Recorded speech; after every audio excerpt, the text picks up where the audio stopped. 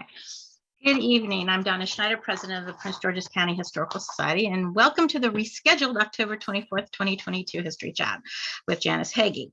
She's a founder of the Friends of Historic Mount Nebo Preservation Corporation, and she and society historian Susan Pearl will discuss William Lane Watkins and the upcoming celebration of his life.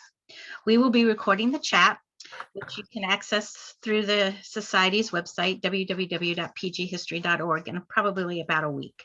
We will take questions after the chat, and so please put any questions you may have in the chat box, and we'll get to as many of these as possible. So let me tell you a little bit about Janis.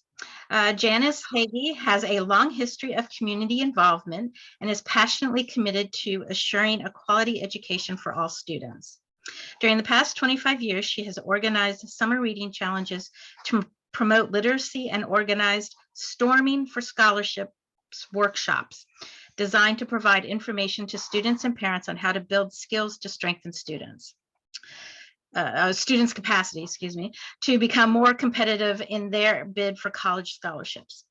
Jan has also served as an instructor for Passports to College, Inc., whose mission is to improve the academic performance and college admission rates of area, middle, and high school students in economically disadvantaged communities in the Washington, D.C. metropolitan area. She's taught French and English prior to working for local affiliates of the National Education Association in Michigan, Colorado, and Iowa. She came to Maryland in 1983 to work for the Prince George's County Educators Association. From 87 to 94, Janis was a lobbyist for the Maryland State Teachers Association, followed by an assignment at the National Education Association, NEA headquarters in Washington, D.C. She was a lobbyist in the Government Relations Department and worked as a senior policy analyst in the Educational Policy and Practice Department, where she researched and monitored emerging legislative and political trends that affected public education. She was responsible for communicating NEA's education policy positions to a broad audience of education organizations and lawmakers. Janis holds a Master's of Science degree in Curriculum Development and Instruction from Eastern Michigan University, a Bachelor of Science degree in Secondary Education from the Ohio State University, and credentials from the Foreign Language Teacher Institute in France. I wasn't going to try and pronounce where in France. When she is not involved in education or community projects, Janis enjoys travel, the arts, French classes, history, and time with her 3 grandchildren. So, Susan, Janis, all over to you. Thank you. I'm delighted to welcome my friend Jan Hagey, sorry.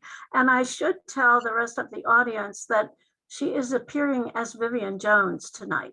Don't be confused. That's Janis, but the name you see is Vivian Jones, who is her helper, who is a computer, well, she's more expert than many of us, and she's helping us out with this attempt. So you heard already from Donna a fair amount about Janis's background. I just want to not repeat, but stress the fact that, as you heard, she has been involved in education on the national, the state, and the county level. So this is her special love. And since she retired, she has become even more interested in history. So putting them together, history and education, this is clearly the subject we want to cover tonight. We're going to have a conversation about a project. It will involve an individual, William Lane Watkins, who is a very interesting figure in our county. And Jan will be telling you about an event, a multifaceted event that's going to start this month and continue for several months, which will highlight several aspects of Dr. Watkins' life and career: medicine, education, and public service. And it's going to be a wide-ranging thing, starting, well, tonight with her telling us about it. And then I think the first real event is on Saturday, November 19th. And she'll tell you much more. I will tell you that this project grew out of Jan's membership in the historic Mount Nebo African Methodist Episcopal Church, which she'll tell you a little bit about. That church was started in 1877, quite near the historic village of Queen Anne on the Patuxent River, where Dr. William Lane Watkins came to live, just about the same time as the beginning of Mount Nebo Church. So I thought, Jan, that it might be best if you start by telling us a little bit about the group that is sponsoring this this multi-part event. I think you told me the name is the Friends of Historic Mount Nebo Preservation Corporation. Just tell us about the group and maybe a little history of the church so we can take it from there. Well, good evening, Susan, and thank you, members of the Prince George's County Historical Society, for giving me a chance to talk to you tonight about Dr. Watkins and about the activities that are being planned by Friends of Historic Mount Nebo Preservation Corporation to honor his life, to reintroduce him to the world. Friends of Historic Mount Nebo was started in 1997. We became incorporated shortly thereafter, within a couple of years, and have been working to preserve the church, to revitalize the structure, but to also document and interpret the church itself, the cemetery which adjoins it, and the school, Mount Nebo School, which was founded in 1875. It's an interesting combination of historical facts. The migration of Mr. Watkins to Prince George's County came at the same time as the church was being organized. There are folks who were involved in the church who were also very much interested in educating the children in the area, and they were a vital part of seeking state funding for the school.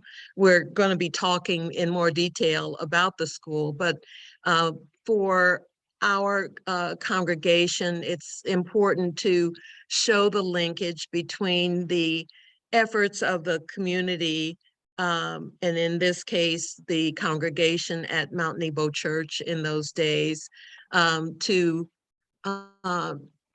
initiate educational opportunities for the students. It was a passion of theirs, and the documentation shows that one of the members, Mr. Parker, was instrumental in getting signatures on a petition to seek funding from the state of Maryland for a school to be established in Queen Anne, and we'll be talking a little bit more about how that came to be. Dr. Watkins emerged as the first teacher at the Mount Nebo School, and we will discuss his life in conjunction with not only his hometown of New Bedford, Massachusetts, but also his involvement, vital involvement in Prince George's history as well. We can go from there. Okay, well, then yes, let's introduce the audience to Dr. Watkins. It'll cover a wide geographic area, born in Baltimore, but raised in New Bedford, Massachusetts. And well, you tell them the details, Jan, and we'll bring him back to Prince George's County. Okay, I'll be glad to, Susan. We know from documentation that Dr. Watkins was the first son of a couple who were residents in Prince George's. His father, William H. Watkins, was a white men. His mother was of mixed race. At the time in Maryland, it was illegal for them to be married, and they chose to migrate out of the state to Massachusetts. We understand that on their journey to Massachusetts, Dr. Watkins was born in Baltimore. And the record also shows that they must have stayed there in Baltimore for a couple of years at least, because there were two siblings also born in Baltimore. But the record in Massachusetts shows the family settled in New Bedford around 1860. So that would have made Dr. Watkins about 8 years old. His childhood was spent in New Bedford, Massachusetts, the whaling capital of the world. It was a very culturally advanced city, lots of industry aligned with the whaling industry, but also a cultural mecca. We understand that the YMCA was established in New Bedford, along with the other maritime institutions. It was the place that Frederick Douglass fled after escaping slavery here in Maryland. So the anti-slavery movement was very much a part of the culture of that city. It was the place where Dr. Watkins finished high school in 1872, and then went on to become a student at the Boston University School of Medicine. And we have a slide of how that school looked in my background. Kind of the merging of a all-women's nursing school, as well as to become a prominent medical learning institution. Dr. Watkins was the first Black male to graduate from the Boston University School of Medicine in 1876. And we thought that was a matter of distinction. And we know that with his background in New Bedford, as well as his education at the School of Medicine, he came to our county very knowledgeable. He is described as being very intelligent, very ambitious, and very dedicated. And he was termed as upstanding in the day. We think that he came to Prince George's County because after medical school, he was not able to establish a medical practice there successfully. In an interview conducted with his son, Harry Brooke Watkins, we learned that after medical school, he had a job as posting posters on barn sides and fences.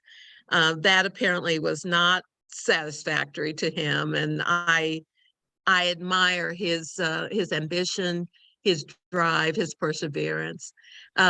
So he came to Prince George's County via Baltimore, apparently returning to Baltimore sometime between 1876 and 1877.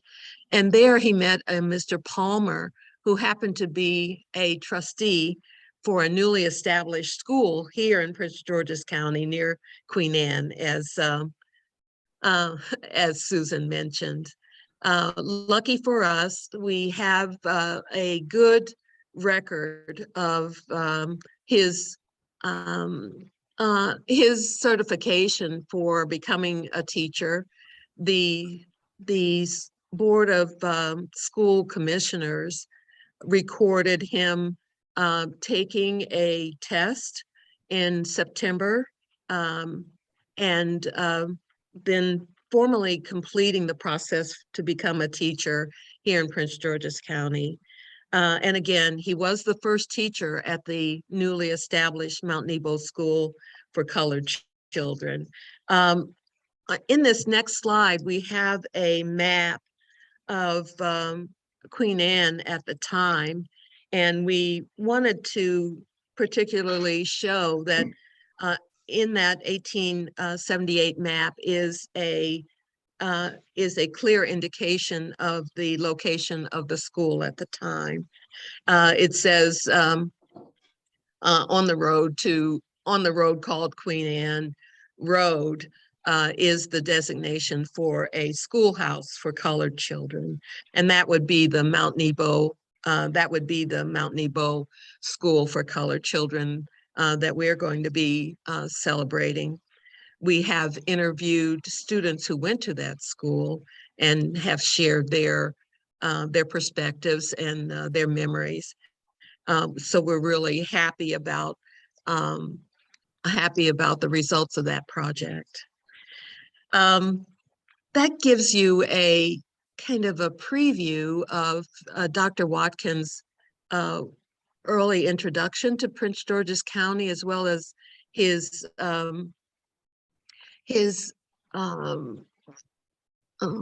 establishment as a teacher in the county at this particular school. But that is not the end of the story, and we're going to be talking about the many other hats that Dr. Watkins wore in his career here in Prince George's. Susan, we were going to talk a little bit about Queen Anne. Yes, probably most of our audience is familiar with the name Queen Anne, the village on the Patuxent River, between north of Upper Marlboro, south of Bowie, but right on the river. It was a very important trade town, established in 1706 with a number of other towns established for the trading and the carrying of tobacco for the market. And Queen Anne, it's hard to believe now because it's kind of a ghost town. There's very little left of it, but it was quite the place in the 18th century, even into the very early part of the 19th century. And in fact, of all the port towns on the Patuxent, it sent the weight of tobacco for export. And but it changed over time. Of course, into the 19th century, the market dwindled, the river silted, the first bridge broke down, had to be replaced over and over again.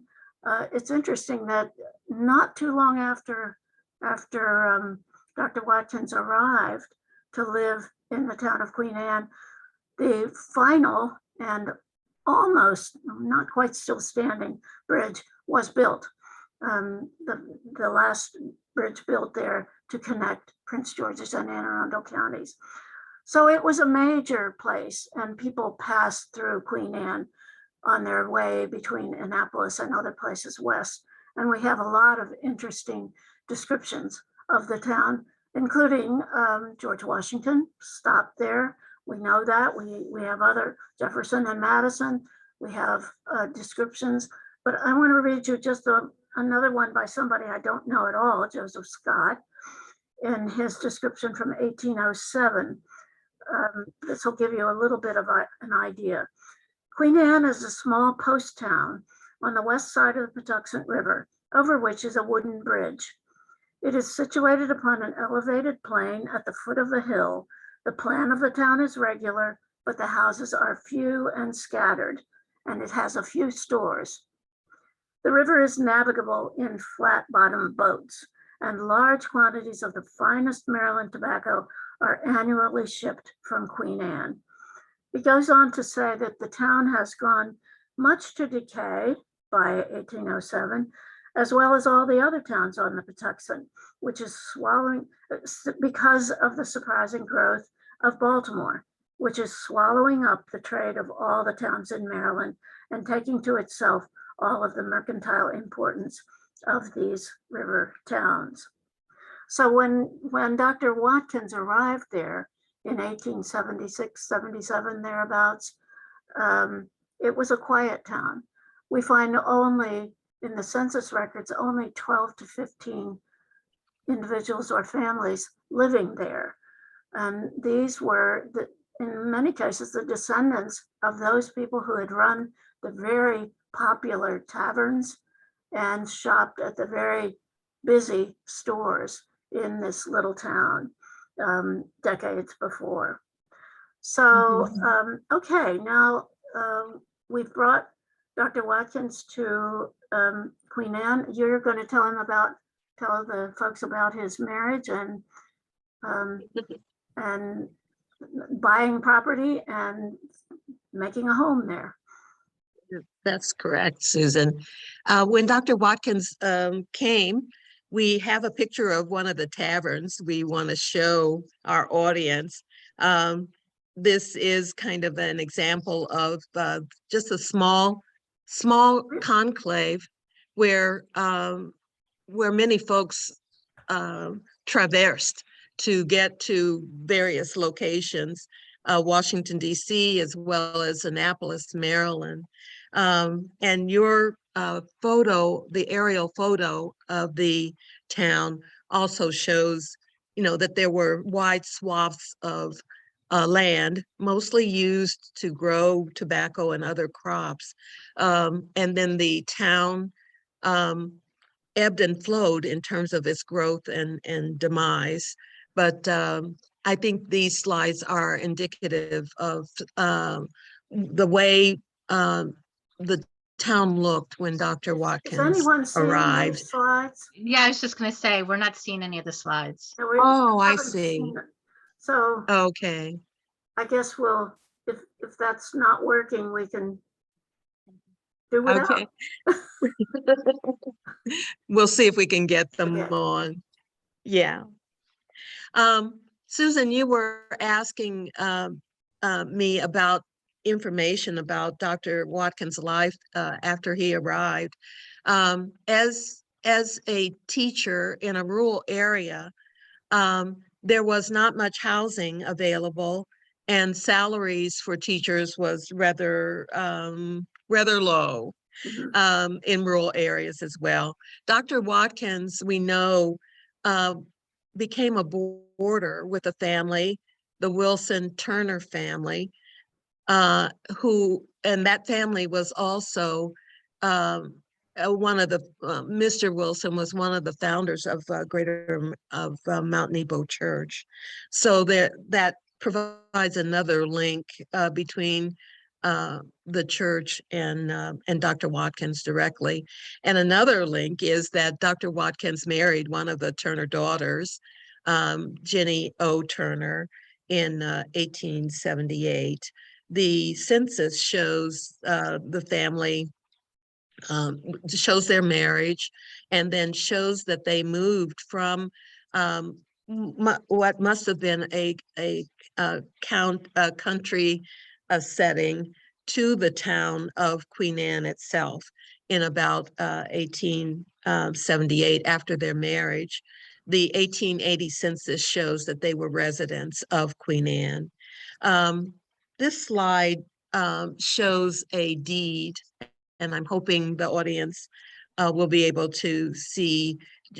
We wanted to show it just as evidence that the Watkins bought land in the Queen Anne vicinity, lots of land over time.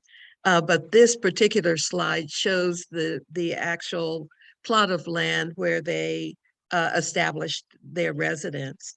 And again, kind of highlights that this was a gentleman with a lot of skills, a lot of ambition. When there were others in the community who were sharecroppers, he and his family were able to buy land and benefit from the economy of of those purchases.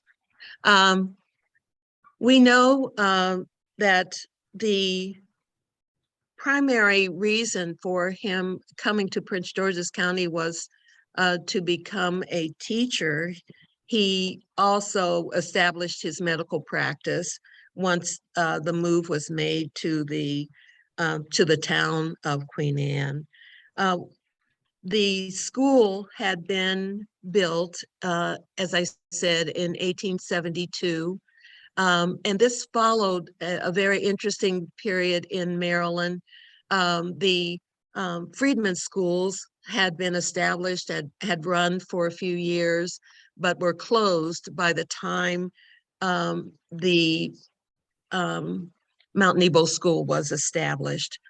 We know from the record that there were about 91 Prince Georgians who signed a petition to establish a school for the students in the Queen Anne area. We have evidence that the legislature did pass the appropriate language and the allocation of funds for building the school. And indeed, it was it came to be a responsibility of the Prince George's County Commissioners to build the school once the legislation was passed. And indeed, that was done. Land was identified, an acre of land on Queen Anne Road, to establish the school, and it was built. And we have a picture of the original structure, and that's slide number 8, Vivian. Okay. You can see that it was a simple wooden building on piles. We still can't see the slides, Oh, I see. or at least I Apparently not. Okay, we're going to make some adjustments technologically here so that hopefully you'll be able to see the slides before we end. But a one-room schoolhouse was built on that plot of land. And the picture will show that it was kind of on piles, brick piles, and then a wooden structure. Later, another room was added, and we will be able to show you how that looked. The second room was added to accommodate the higher grades. The student population was divided into first, second, and third in one of the rooms, and then 4, 5, and 6 in another. And with that came an opportunity for more students, of course, but a need for more teachers. And we have been able to gather the names of some of the teachers through the years, which is a testament to the individuals who came to, again, this rural community to teach. We did identify a few of the teachers who were the product of Bowie State Normal School, which is the Bowie State University right now. We were able to secure a grant from the Prince George's County Historic Preservation Commission to do an oral history study, oral history project, and we were able to interview several of the students who attended Mount Nebo School over the years. Many of those graduates are now in their 80s and 90s. One is 100 years old, but they have vibrant memories of their days at the Mount Nebo School for Colored Children. And we're going to be able to share that, their perceptions and their memories with the public through a publication soon. So Dr. Watkins was the first teacher and taught at the Mount Nebo School for, we know, more than 30 years. We have indication that he was president also of the County Association of Colored Teachers, which is the forerunner of today's Prince George's County Education Association. It was interesting for me to learn of his involvement in the leadership of the Teachers Association, because less than 100 years, just a little less than 100 years that we know he was president of that Colored Teachers Association, I came to Prince George's to work with the Prince George's County Educators Association. So there's just a wonderful link for me to know that he was involved with the Teachers Association. Dr. Watkins became principal of the school and later a trustee of the school. So his career after about 1877 was twofold: that of a physician, practicing physician. He delivered babies, he wrote prescriptions, and he taught school. There may be some who question how could he do both careers at the same time. I think we probably have to remember that in those days, the school year for Black students was about 7.5 months. It was based on an agricultural calendar, and I believed, and it gave Dr. Watkins an opportunity to practice medicine, full time during those months when students were working with their families in agricultural settings. So we know that he also was a social worker at a time. He worked as a clerk in the court system, and I'd like to talk a little later about his activities in the political realm. He was a real leader around community activism, around the vote, around participating in the political structures at that time. Great, and we can go into that, and I'm looking forward to hearing some details about the politics. But just one comment, you were talking about the Freedmen's Bureau schools. They did not necessarily close, but they were not run anymore by the Freedmen's Bureau. The Freedmen's Bureau left Prince George's County 1870, a little bit after that. And the responsibility for running the schools was given to the commissioners of the public schools in the county. Okay. And so that in most cases, those schools did continue to be used. It's interesting to me, the timing and the connection of all this, because this part of Prince George's County, the Queen Anne area, the area near the town of Queen Anne, had no Freedmen's Bureau schools. At least one member of our audience will have, we've discussed how interesting that is, that this wide space in the central east part of Prince George's County had no Freedmen's Bureau schools. And we've speculated about the reasons for it.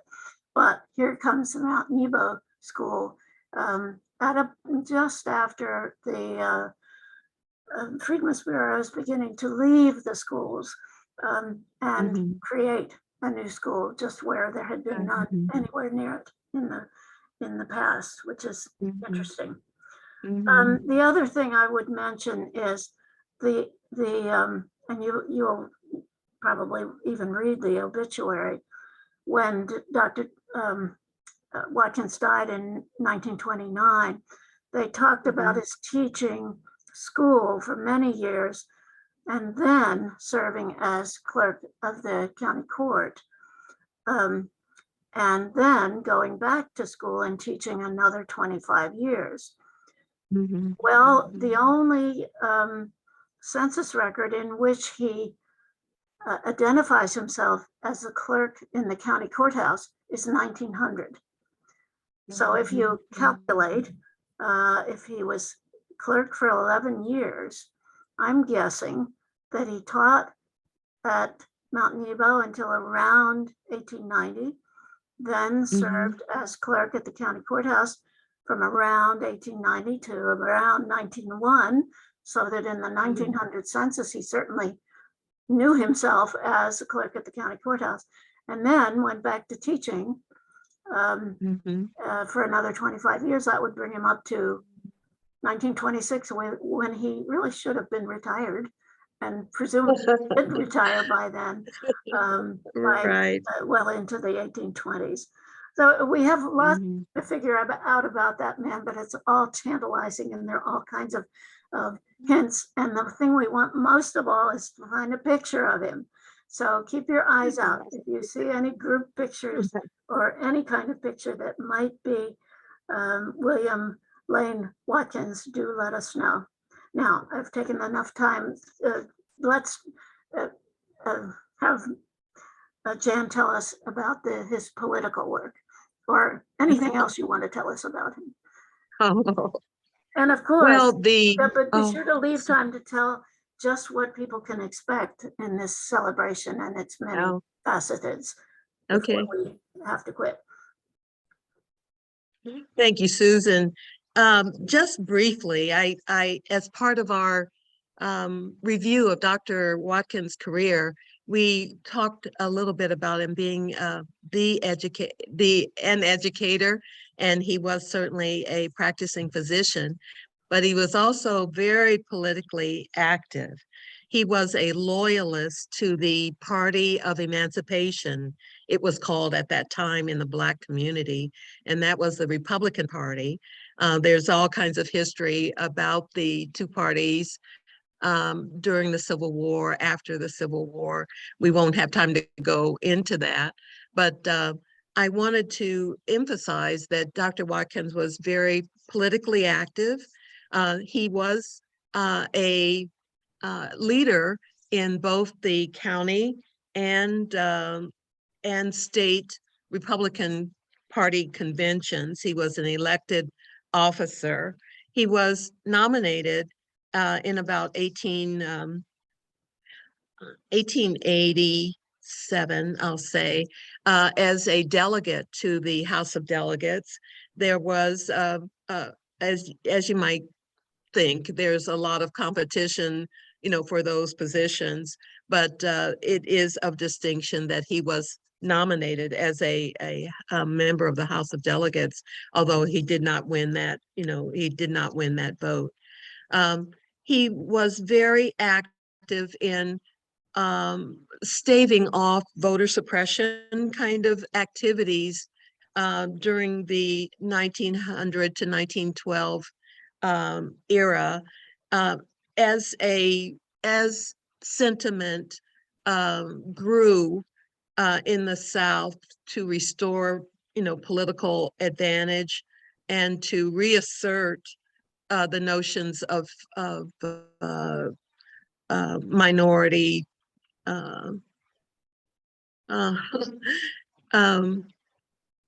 white supremacy, I'll just say.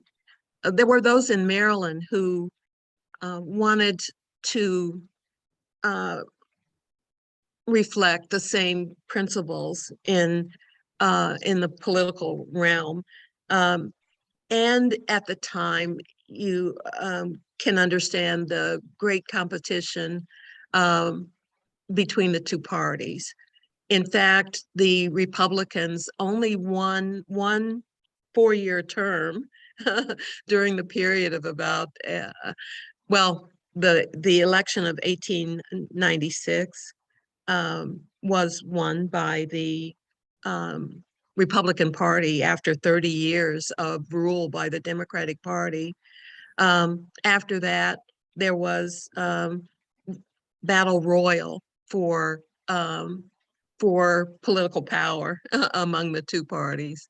Dr. Watkins was very, as part of his involvement as a leader of the Republican Party, certainly knew of the changes in voting laws that were being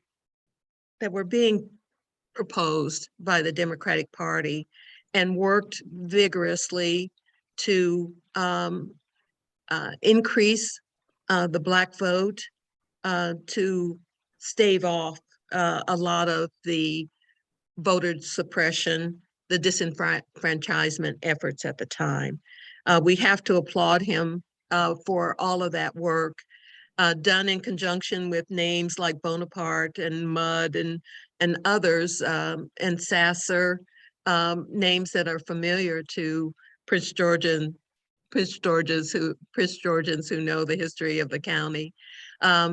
We will vote tomorrow in Maryland without a sense of voter suppression kinds of policies being advanced, and I have to harken back to the 1900s, early 1900s, when voter suppression was indeed a major issue for us.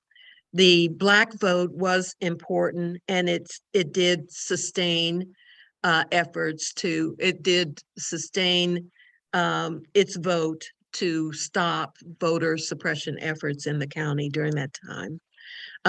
So I think as we go to the polls tomorrow, we have to consider how important it was to maintain the Black suffrage, and not take it for granted that there were both legislation and constitutional amendments that were being sought to stop the Black vote in the early 1900s.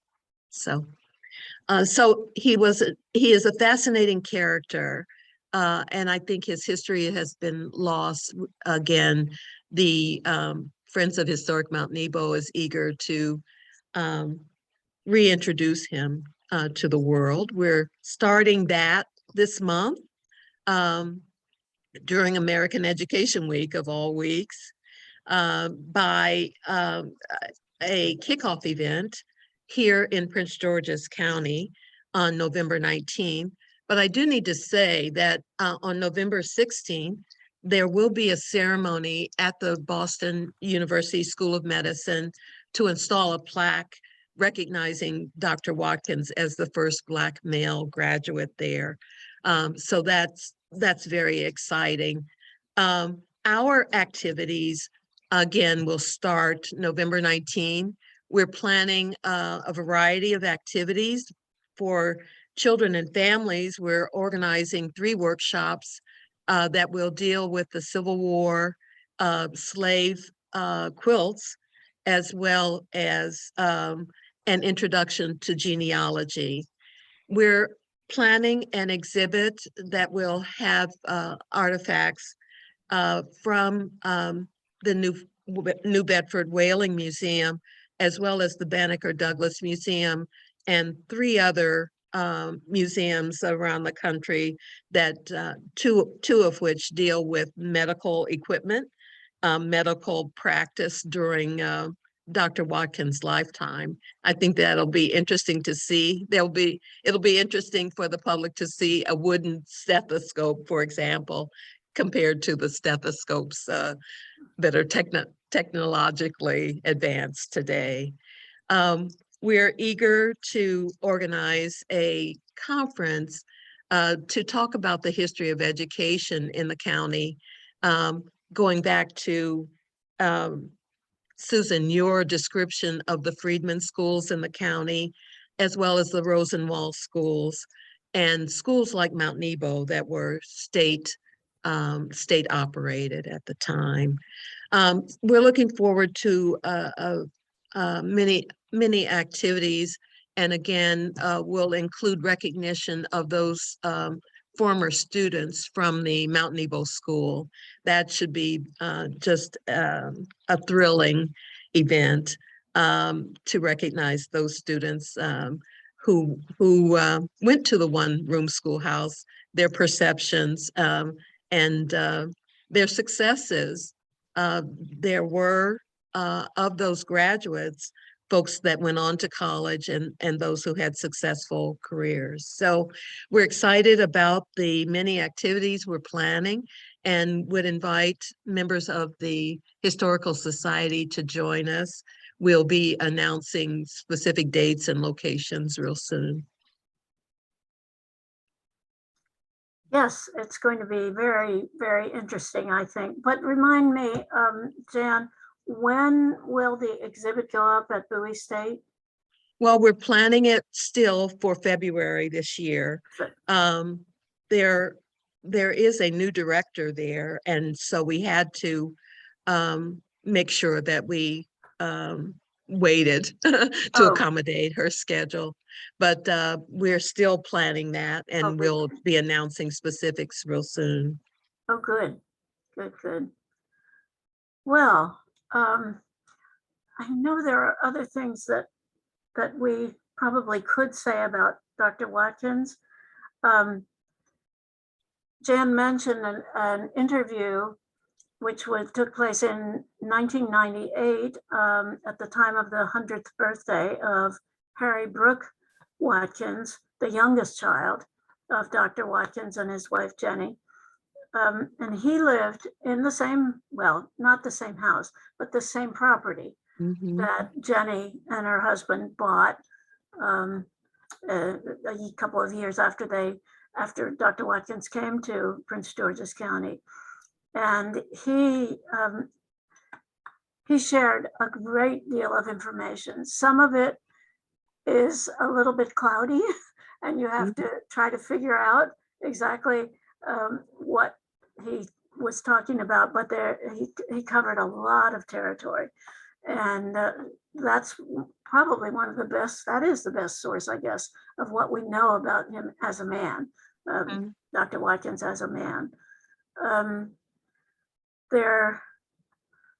It must not have been really easy to live in a place like Queen Anne, though it was small and everybody knew one another.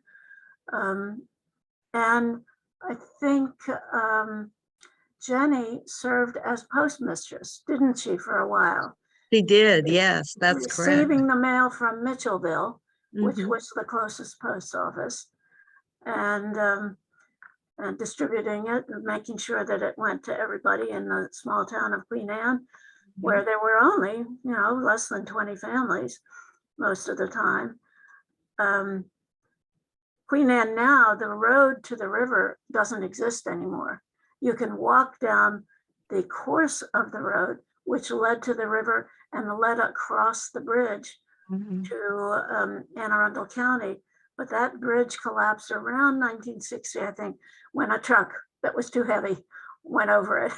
And it's never been repaired, and it serves as a great fishing pier.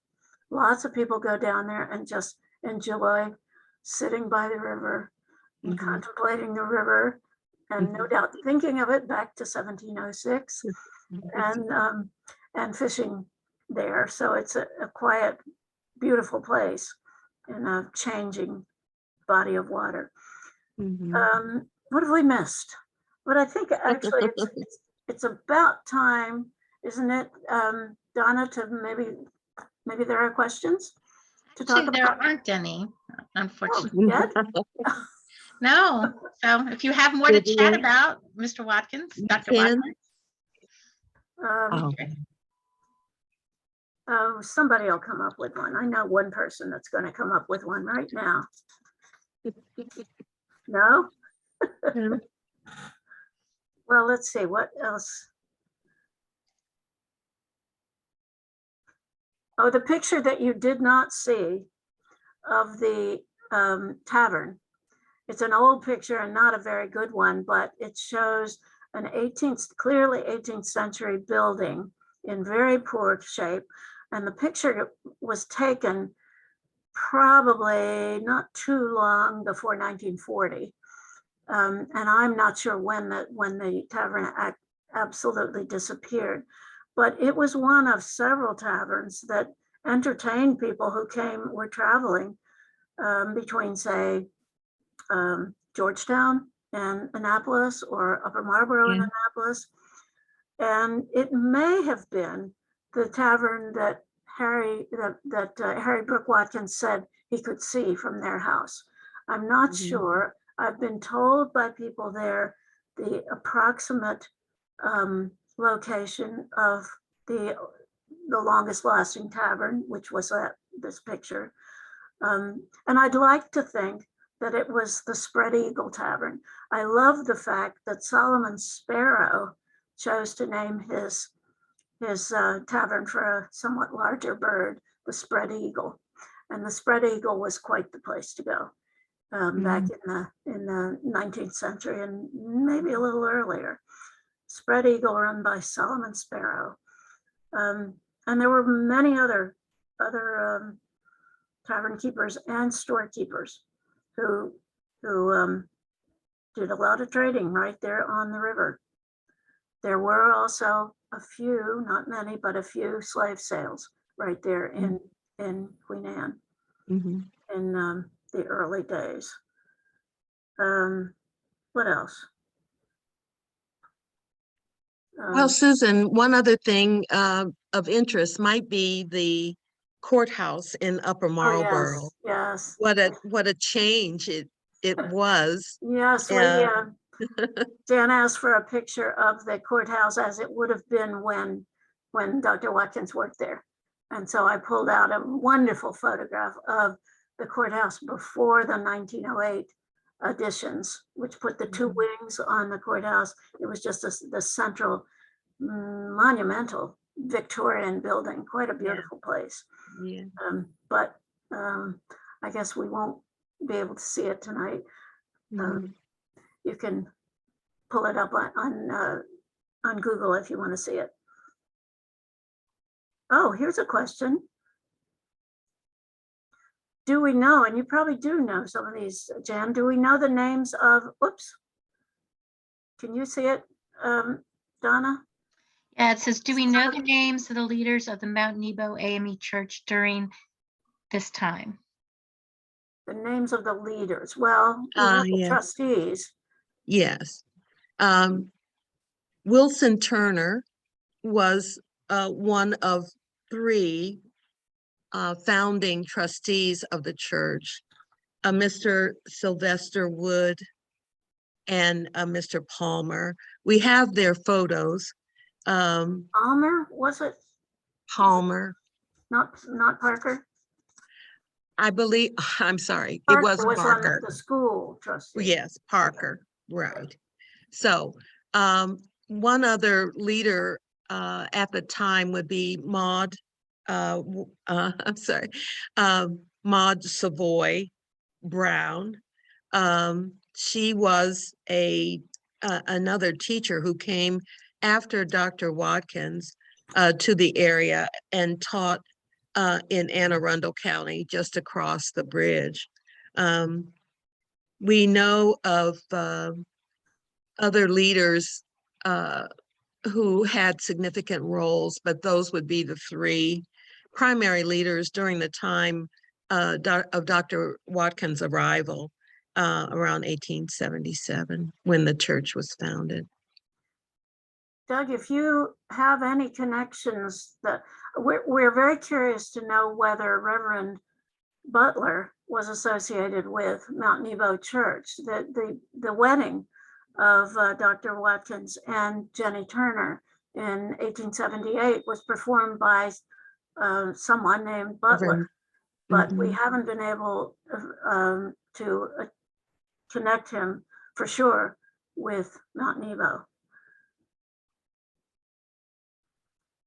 Okay. There's another question, I think.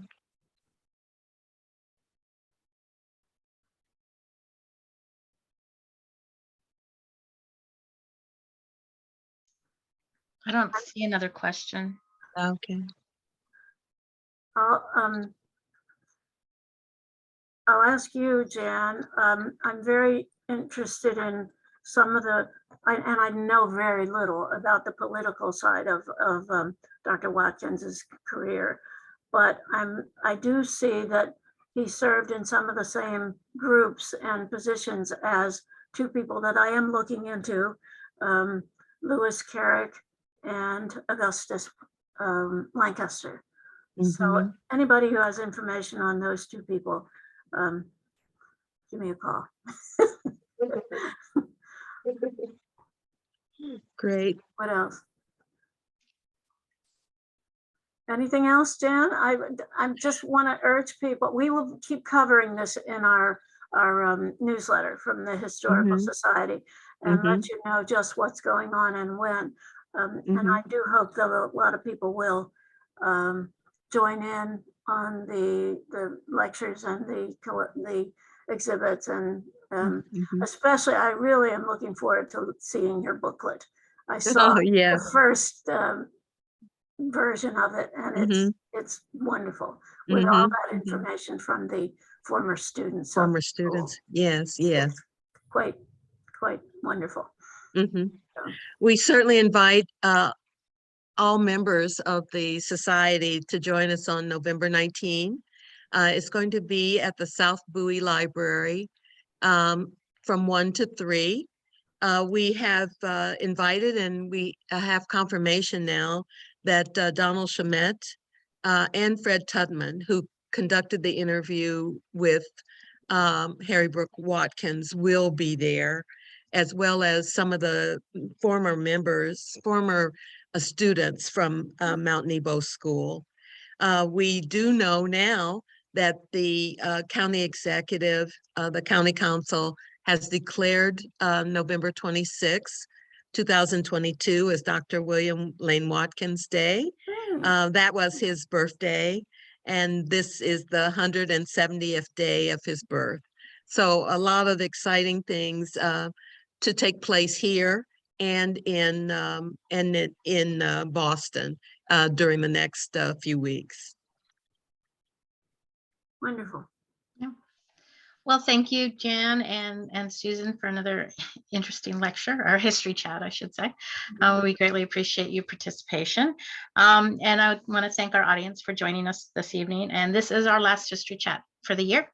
We will be back again on Monday, January 23rd, 2023. So look out in your email and on Facebook for our next history chat. So anything else, ladies? I just want to thank the Prince George's County Historical Society for your support. I really have appreciated the opportunity to work with Susan and to spend hours in the library, wonderful resources that have been very helpful and provided lots of new information for me in this project. So thank you very much for your support and the services you provide to amateur historians like me. We count on you. You're welcome. We're glad we have the resource for you to do research and learn more. Yes, people should be reminded that we are open again from 11 to 3 every Saturday. And it's kind of slow. People are coming back slowly after being closed down for more than a year. So do come and visit. We look forward to seeing you. So in that case, I want to say thank you to everybody and good night. And I'm going to stop recording.